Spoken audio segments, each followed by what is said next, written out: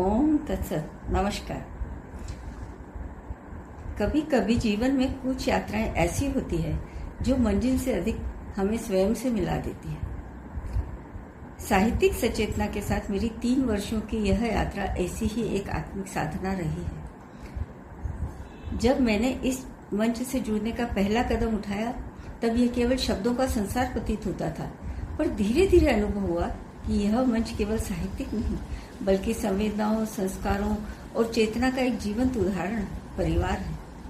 यहाँ हर रचना केवल लिखी नहीं जाती, जी जाती है। हर कविता, हर विचार मन के किसी कोमल कोने को स्पर्श करता है, हमें अपने भीतर झांकने की प्रेरणा देता है। इन 3 वर्षों में मैंने केवल लिखा नहीं बल्कि स्वयं को निखरते हुए देखा है।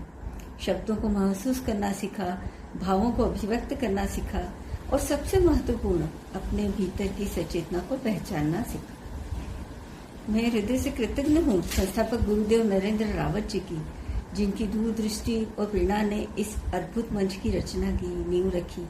और हमारी संचालिका प्रीति जी, उनके बारे में तो कहूँ ही क्या।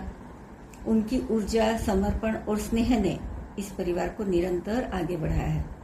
साथ ही मेरे सभी सहयोगी साथियों का भी हृदय से आभार, जिनके प्रोत्साहन और स्नेह ने मेरी और उनकी हर रचना को, सबकी रचना को सराहा कर एक नई ऊंचाई दी है, सराहा और निखारा।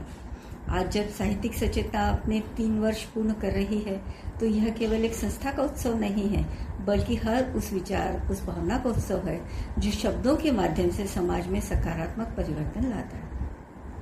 मेरे लिए यह मंच केवल एक पहचान नहीं है बल्कि एक आत्मिक उपलब्धि है। जब मैंने स्वयं को पाया, अपनी सोच को विस्तार दिया और अपनी लेखनी को एक उद्देश्य दिया। अंत में बस यही कहना चाहूंगी, शब्दों की यह ज्योति यूं ही जलती रहे, चेतना का यह दीप यूं ही प्रखर होता रहे।